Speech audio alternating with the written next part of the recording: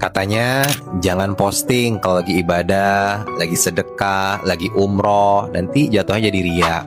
Katanya jangan posting quotes-quotes hadis atau ayat Quran, nanti dibilang sok alim. Tapi kata Allah, wa amma bi ni'mati rabbika fahaddits. Atas semua nikmat Allah yang diberikan padamu, siarkanlah, nyatakanlah, posting, share sebanyak-banyaknya, nggak apa-apa. Dunia sosial media kita hari ini dipenuhi dengan berbagai berita tentang keburukan, kejahatan, LGBT, dan hal-hal yang tidak baik lainnya. Maka timpalah itu dengan berbagai berita, postingan tentang kebaikan. Tapi nanti jadi ria.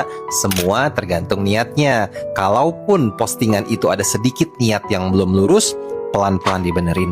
Tapi postingan tentang kebaikan itu bisa jadi menjadi wasilah kebaikan bagi banyak orang, dan kita pun akan mendapatkan pahalanya.